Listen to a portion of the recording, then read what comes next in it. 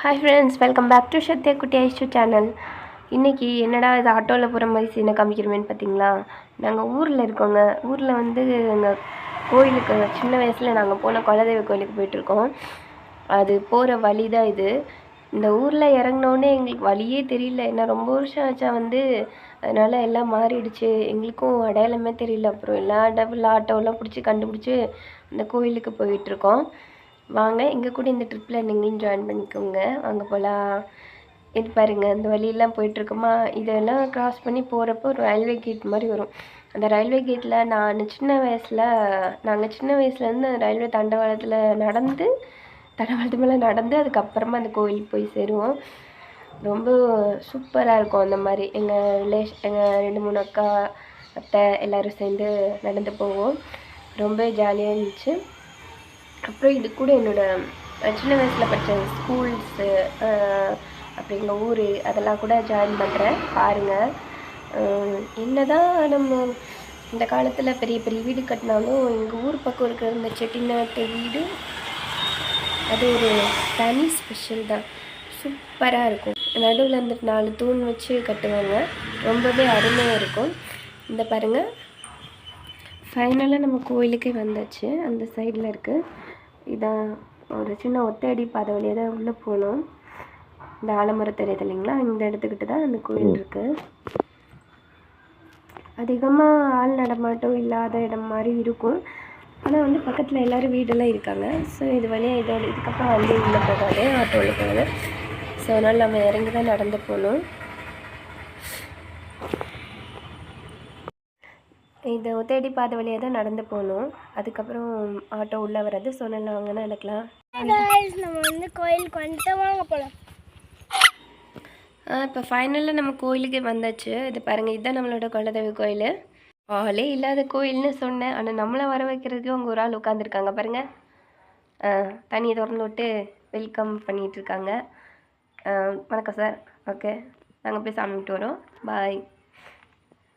இந்த கோயில் பார்த்திங்கன்னா பிள்ளையாரப்பா ஒரு சன்னதி, அப்புறம் ஆஞ்சநேயர் ஒரு சன்னதி, அதுக்கப்புறமா முனீஸ்வரர் ஒரு சன்னதினா மொத்தம் 3 சன்னதியில் இருக்காங்க.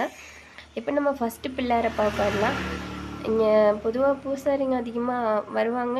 அதிகமாக வர்றதில்ல. எந்த நேரம் வருவாங்கன்னு எங்களுக்கு தெரியல, ஏன்னா நாங்கள் வெளியூர்லேருந்து வரனால.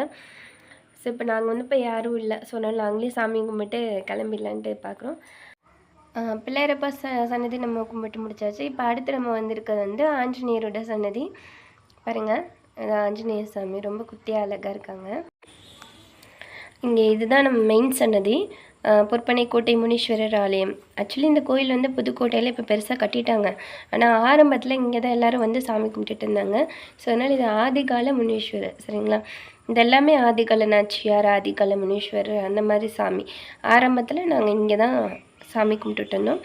இப்போ அதுக்கு பதிலாக பெரிய கோயில் ஒன்று கட்டிட்டாங்க. ஸோ அதனால் புதுக்கோட்டையில் அங்கே இருக்கிற அந்த குலதெய்வ கோயிலுக்கு நாங்கள் வருஷம் போவோம்.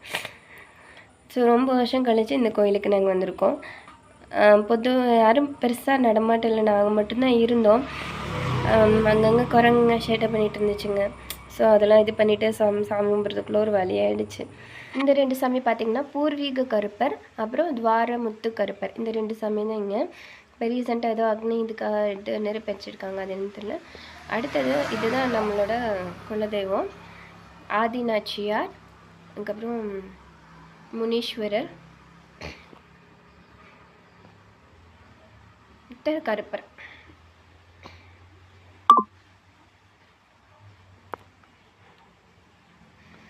ஸோ இன்னும் 3 சாமின்னா என் பொண்ணு அங்கங்கே நடந்துட்டுருக்கா. ஒரு வழியாக நல்லபடியாக சாமி கும்பிட்டாச்சு.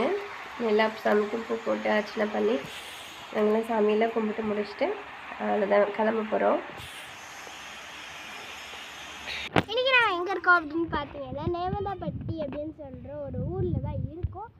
இப்போ நம்ம எங்கே இருக்கோம் அப்படின்னு பார்த்தீங்கன்னா எங்கள் மம்மி படித்த ஞாபகம் வருதே அப்படிங்கிற அந்த பாட்டுக்கு ஏற்ற மாதிரி இந்த ஊருக்கு வந்ததுக்கப்புறம் என்னோடய சின்ன வயசு மெமரிஸ்லாம் ஞாபகத்தில் வந்து, அது என்னோடய ஸ்கூலு. இந்த வீடியோ மூலமாக நீங்களும் என் கூட ட்ராவல் பண்ணியிருப்பீங்க. இந்த வீடியோ உங்களுக்கு பிடிச்சிருக்குன்னு நம்புகிறேன். பிடிச்சிருந்துச்சுன்னா லைக் பண்ணுங்கள், ஷேர் பண்ணுங்கள், கமெண்ட் பண்ணுங்கள், மறக்காமல் சப்ஸ்கிரைப் பண்ணுங்கள். உங்கள் ஃப்ரெண்ட்ஸ்க்கு ஷேர் பண்ணி இந்த சேனலை சப்போர்ட் பண்ணுங்கள். Bye friends.